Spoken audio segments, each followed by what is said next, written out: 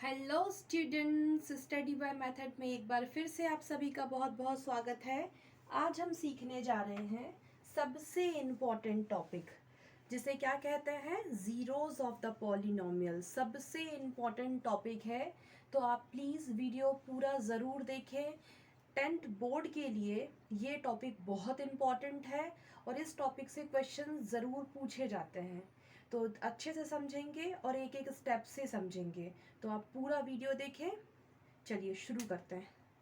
Zeros of the polynomial. सबसे पहले हम एक एक करके पहले तो इसका मतलब समझेंगे कि ज़ीरोज़ ऑफ द पॉलिनोमियल होता क्या है, क्या पूछ रहे हैं आपसे, ज़ीरोज़ का मतलब क्या है। ठीक है, ये वो ज़ीरो वाला ज़ीरो नहीं है, यहाँ पर ज़ीरो का मतलब कुछ और है।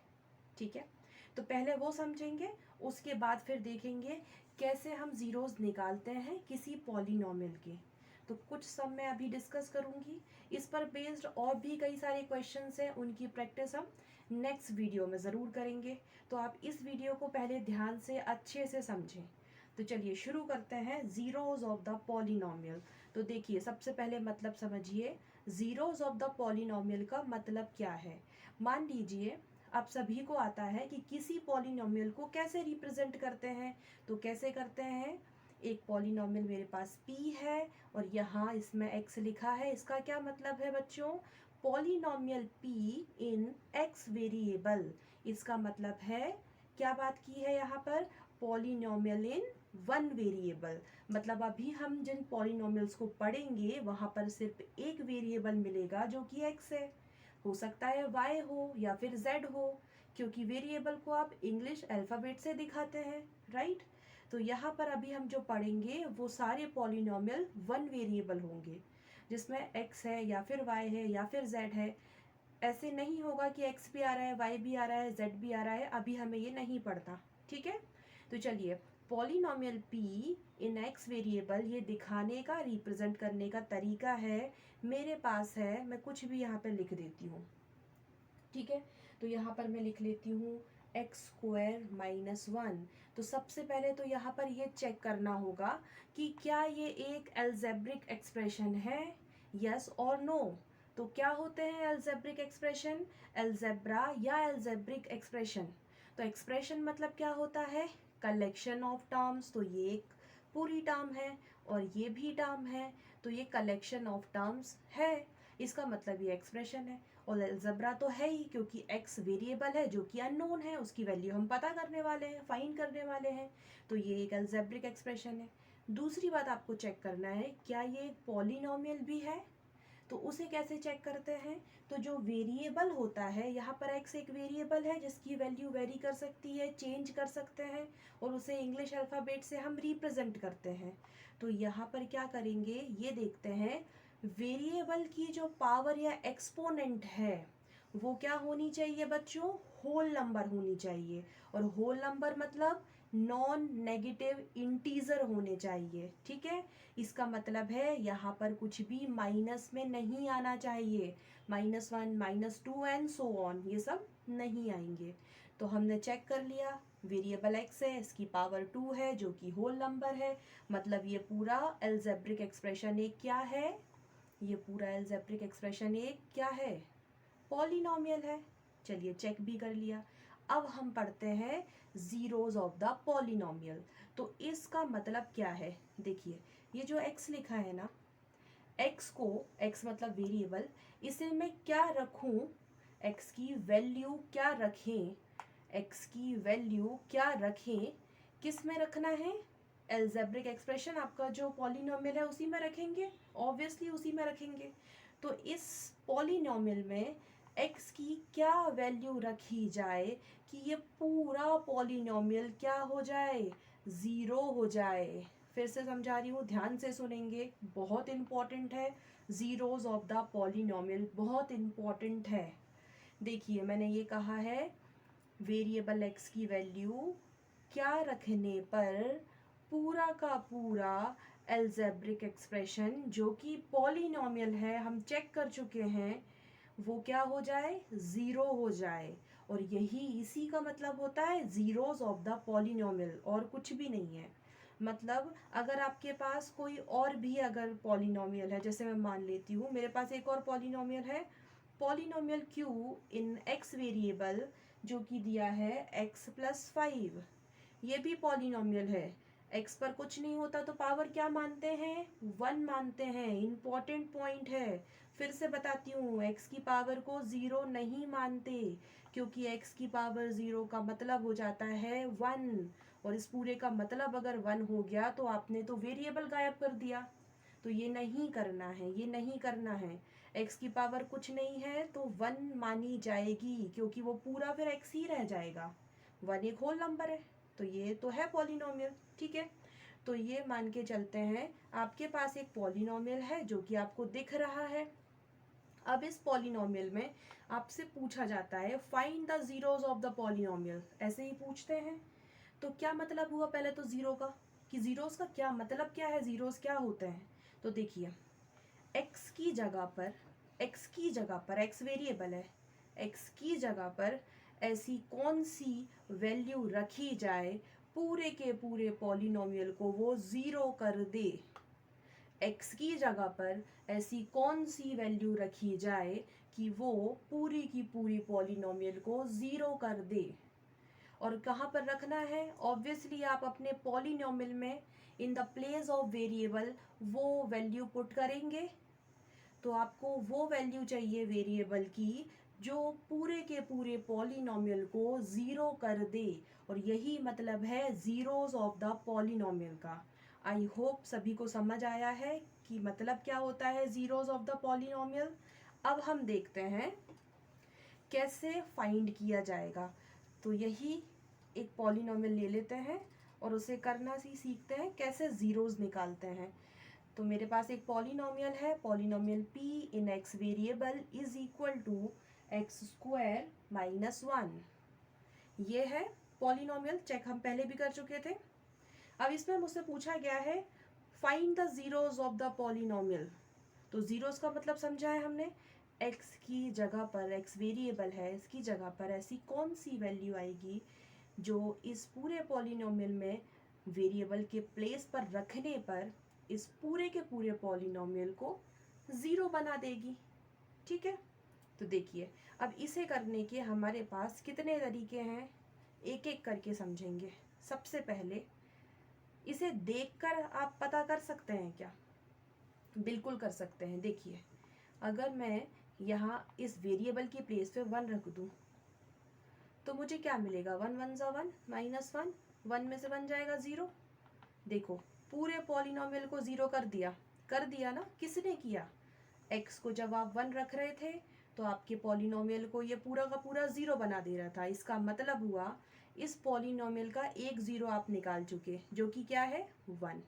ठीक है, अब आपको देख के ये समझना है यहाँ मैं x की और क्या वैल्यू रखूँ कि ये पूरे पॉलिनोमियल को 0 बना दे। तो देखिए, यहाँ पर x की प्लेस पे मैं -1 करके लिखती हूँ तो क्या आएगा, -1 इंटू -1 क्या हो जाएगा, माइनस माइनस तो प्लस हो जाएगा, तो 1 ही होगा, -1। देखिए फिर से 0 आ गया। इसका क्या मतलब हुआ, -1 को जब आपने वेरिएबल की प्लेस पे रखा तो इसने फिर से आपके पूरे पॉलिनोमियल को क्या बना दिया, 0 बना दिया। ठीक है, तो क्या मतलब हुआ, एक और मिल गया आपको 0, एक तो मिल ही चुका था और एक और मिल गया।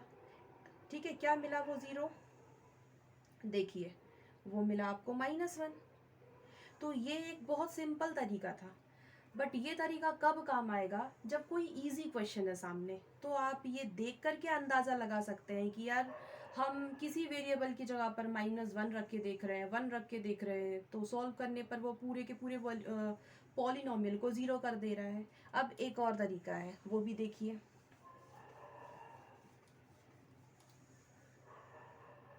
आप क्या करेंगे, जैसे ये लिखा है x² - 1, ये एक पॉलिनोमियल है।